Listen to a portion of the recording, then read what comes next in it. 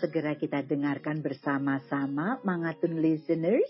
Judulnya adalah Bukan Aku. Masih dalam cerita Terpaksa Menikah. Kira-kira bukan aku, apa maksudnya ya? Siapa kalau begitu?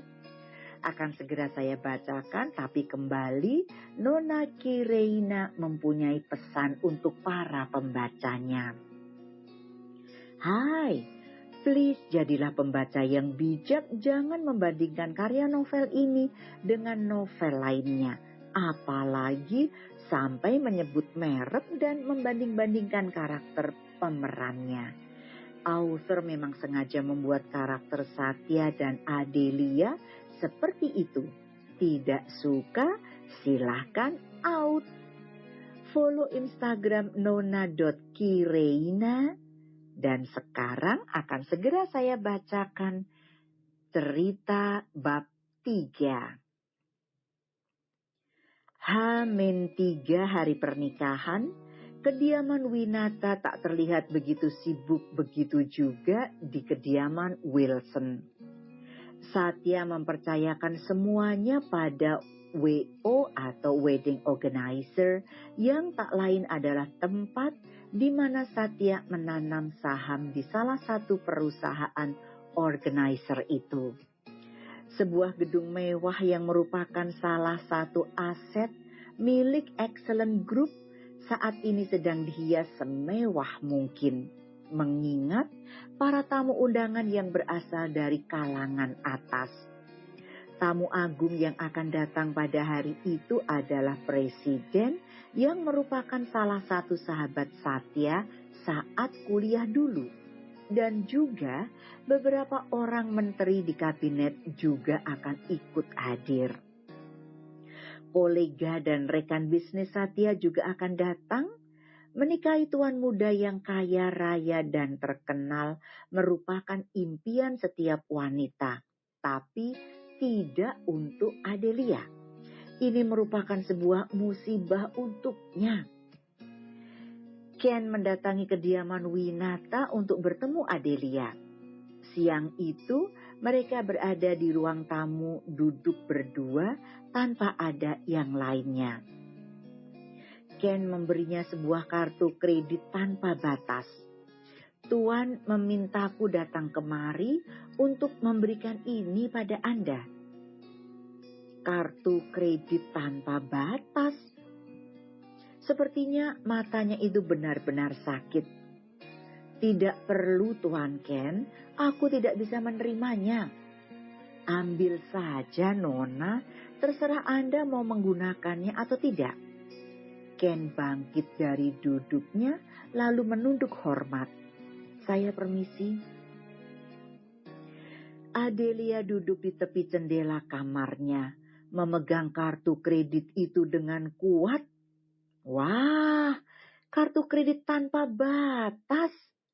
Nadia yang tiba-tiba saja masuk ke kamar dan merampas kartu itu dari tangan Adelia. Kak, Adelia terkejut. Kembalikan itu bukan milikku. Adelia mencoba mengambil kembali kartu itu dari tangan Nadia. Ada kesempatan di depan mata, kenapa tidak dimanfaatkannya? Kalau kau tidak mau, biar kakak saja yang memakainya. Kak, jangan, aku mohon. Adelia menarik keras tangan Nadia dan membuatnya terjerembab jatuh. Bruk! Au! Nadia mengernyit. Berani sekali kau melakukannya. Maaf Kak, maafkan aku. Aku tidak sengaja, sungguh. Adelia mengulurkan tangannya, namun dengan cepat Nadia menepisnya. Minggir! Kau perempuan bodoh. Nadia meneriakinya dengan nada tinggi, membuat Adelia terdiam. Kartu kredit itu berada di tangan Nadia. Adelia takut jika kartu itu akan disalahgunakan. Karena bagaimanapun juga, yang Satya tahu kartu itu telah diberikan untuknya. Adelia tidak ingin nama baiknya tercoreng. Benar saja, 2 jam setelahnya HP Ken berbunyi. Notifikasi masuk di HP-nya, total pembelanjaan atas nama Nona Adelia Wilson senilai 35 juta. Besar juga nyali Anda, Nona Adelia. Ken menyeringai.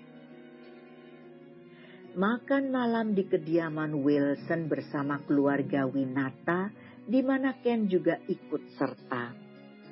Di rumah sebesar ini, Satya hanya tinggal sendirian. Kedua orang tuanya sudah meninggal sejak ia berusia 10 tahun. Di rumah ini ia tinggal bersama para pelayan, kepala staf pelayan. Apa-apaan ini? Bukankah Ken memberiku struk pengeluaran dari kartu kredit itu? Kenapa dia malah berpenampilan seperti ini? Tatapan Satya beralih ke Nadia, di mana malam ini Nadia berpenampilan layaknya seorang sosialita. Semuanya serba baru, tanpa dijelaskan pun Satya sudah tahu yang sebenarnya. Ken mengangguk. Ia membungkukkan sejenak tubuhnya, membiarkan telinganya mendengar bisikan Satya. Entah apa yang dibisikkan membuat Ken mengangguk. Setelahnya ia pergi ke suatu tempat. Malam ini Tuan Muda Satya memandangku. Jika saja aku tahu pria itu ternyata dia, mana mungkin aku menolaknya? Tegas Nadia berbicara di dalam hati. Sepertinya kau menikmati itu semua, Nadia. Nadia sesaat merasa kikuk saat ditatap demikian oleh Satya. Ia hanya tersenyum menutupi kegugupannya. Kemudian Satya beralih menatap Adelia. Bersitatap seperti itu membuat Adelia segera menundukkan pandangannya. Tangannya yang dingin bermain di bawah meja. Kenapa dia melihatku seperti itu? Kepala chef membawa berbagai menu makanan yang lezat. Satu persatu tutup makanan itu dibuka. Aromanya menggugah selera. Rasa lapar yang semakin tak tertahankan. Tuan Winata dan istrinya merasa begitu tersanjung mendapatkan pelayanan yang istimewa. Tuan Satya, terima kasih untuk jamuan makan malamnya. Ini sangat mewah. Puji Tuan Winata yang berusaha menjilat tuan muda terkaya yang memiliki pengaruh besar di negara A.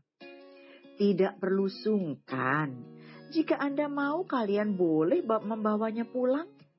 Satya tersenyum dengan senyum yang sulit diartikan. Baik Tuan, terima kasih, seru Winata yang kalap. Hentikan, kumohon. Jangan lagi merendahkan diri kalian di hadapannya. Adelia menggigit kecil bibir bawahnya hingga bergetar. Makan malam pun berlangsung dengan lancar sebagaimana mestinya. Keluarga Winata sudah sampai di kediamannya. Adelia buru-buru masuk ke dalam kamar, kemudian ia mengunci pintu.